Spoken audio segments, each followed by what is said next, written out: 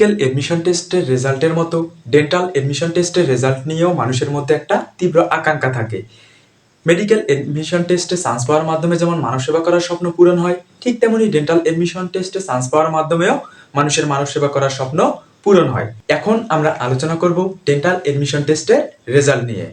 Namaste friends, SP Chandra from Shaheed Ziaur Rahman medical college. যারা dental admission টেস্টটা ইতিমধ্যে দিয়ে ফেলেছো, তাদের মধ্যে একটাই চিন্তা কাজ করতেছে যে তুমি চান্স পাবা কি চান্স পাবা না।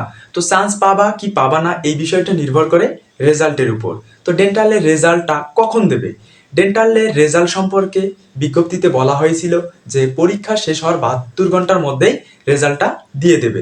তবে সাধারণত দেখা যায় যে মেডিকেল বা ডেন্টাল এডমিশন টেস্টের রেজাল্টগুলো এডমিশন টেস্টের একদিন পরেই অথবা 2 দিন পরেই দিয়ে দেয়।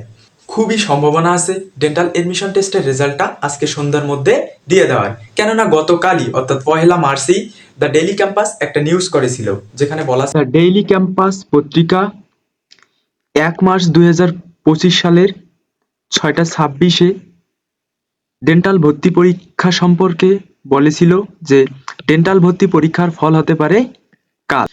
দ্য ডেইলি ক্যাম্পাস আরও বলেছে, দেশের সরকারি বেসরকারি ডেন্টাল কলেজ ও মেডিকেল কলেজের ডেন্টাল ইউনিটের ভর্তি পরীক্ষার ফলাফল আগামীকাল রোববার অর্থাৎ 2রা মার্চ প্রকাশ করা হতে পারে।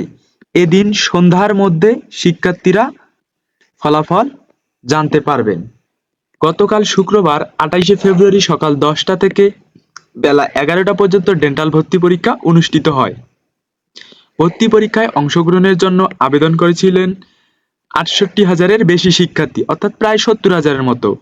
ফলাফল প্রকাশের বিষয়ে জানতে চাইলে স্বাস্থ্য শিক্ষা অধিদপ্তরের অতিরিক্ত মহাপরিচালক অধ্যাপক doctor Rubina Yasmin the Daily ক্যাম্পাসকে বলেন, 2024-25 শিক্ষাবর্ষের ডেন্টাল ভর্তি পরীক্ষার ফলাফল আগামীকাল রোববার প্রকাশিত হতে পারে, অর্থাৎ আজকে প্রকাশিত হতে পারে। সবকিছুই ঠিক থাকলে এদিন বিকেলে শিক্ষার্থীরা ফলাফল জানতে পারবে। জানা গেছে ডেন্টাল ভর্তি পরীক্ষায় অংশগ্রহণের জন্য আবেদন করেছে 68,684 জন।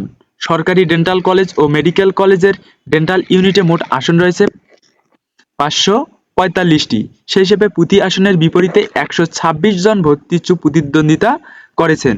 প্রসঙ্গত, সরকারি ডেন্টাল কলেজ ও মেডিকেল কলেজের ডেন্টাল ইউনিটের মোট 545টি আসনের মধ্যে জেনারেল 513টি, মুক্তিযোদ্ধা কোটায় 27টি এবং ট্রাইবাল কোটায় 5টি আসন রয়েছে।